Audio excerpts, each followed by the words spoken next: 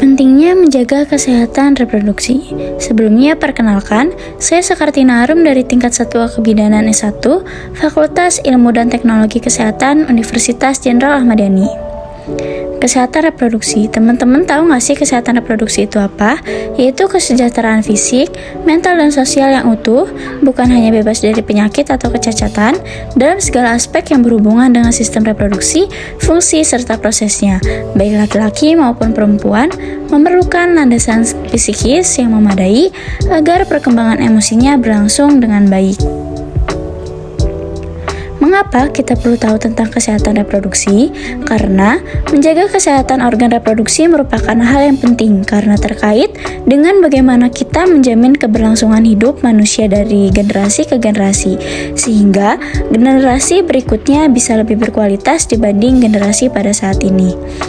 Teman-teman, bahaya loh apabila kita tidak menjaga kesehatan reproduksi, karena yang pertama, kita dapat terkena infeksi saluran reproduksi. Salah satunya, Candidosis vulvovaginitis adalah infeksi saluran reproduksi wanita yang disebabkan oleh jamur Candida albicans. Penyakit ini dapat menyebabkan rasa gatal ekstrim dan pembekakan pada vagina dan vulva, serta keputihan yang menggumpal. Salah satu faktor risiko dari penyakit ini adalah higienitas wanita yang buruk, terutama saat menstruasi. Kondisi organ reproduksi yang terlalu lembab, serta iritasi pada penggunaan pembalut yang tidak tepat dapat menimbulkan infeksi ini. Penyakit ini dapat berhubungan dengan risiko HIV dan HPV atau penyebab kanker serviks. Lalu, selanjutnya ada infeksi saluran kemih, merupakan kondisi organ sistem atau saluran kemih seperti ginjal, ureter, kandung kemih, uretra, dan mengalami infeksi. Gejala ISK itu beragam, mulai dari demam, sakit di perut dan panggul, nyeri saat buang air kecil, muncul darah dari urin, dan lain sebagainya. Lalu, selanjutnya ada infeksi jamur, yaitu salah satunya vaginosis bacterialis, adalah infeksi vagina yang disebabkan oleh terganggunya keseimbangan jumlah bakteri atau flora normal di dalam vagina. Ini bukan kondisi berbahaya, tetapi dapat menimbulkan gejala yang mengganggu, seperti keputihan dan gatal. Salah satu faktor risiko timbulnya penyakit ini adalah penggunaan berulang atau jarang digantinya pembalut, serta higienitas yang buruk. Infeksi vaginosis bacterialis berhubungan dengan peningkatan risiko infeksi HIV, HPV atau penyebab kanker serviks, dan komplikasi pada saat persalinan. Lalu, bagaimana cara kita menjaga kesehatan reproduksi yang baik dan benar? Yaitu yang pertama, merawat kebersihan organ intim dengan baik, yaitu selalu membersihkan alat kelamin setelah buang air kecil, serta sebelum dan setelah melakukan hubungan seksual. Pastikan area organ intim selalu dalam keadaan kering dan tidak lembab. Hindari menggunakan sabun wangi, sabun sirih, deodoran, bedak karena dapat menyebabkan kulit kelamin rentan iritasi. Lalu, mengganti celana dalam setiap hari dan pastikan bahan celana yang digunakan mampu menyerap keringat dengan baik.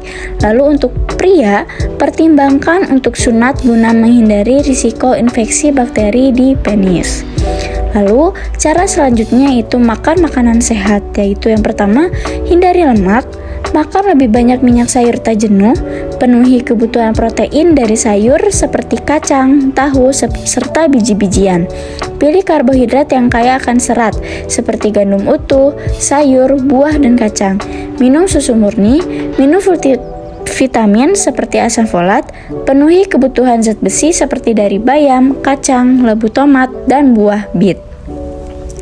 Lalu, cara selanjutnya itu berhubungan seks yang aman, yaitu cara pertama menggunakan alat kontrasepsi seperti kondom, pil KB, atau KB IUD, tidak bergonta-ganti pasangan seks, dan menjaga kebersihan organ intim sebelum dan setelah seks. Lalu, cek dan dicek riwayat seksual diri sendiri dan pasangan, dan melakukan tes penyakit kelamin secara berkala.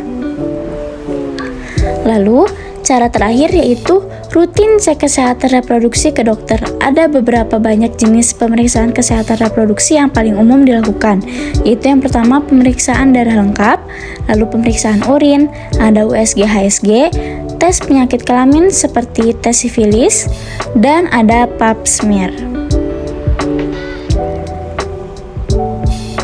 Semoga melalui video ini teman-teman dapat memahami tentang kesehatan reproduksi dan pentingnya menjaga kesehatan reproduksi agar kedepannya kita bisa menjadi generasi yang lebih berkualitas. Terima kasih.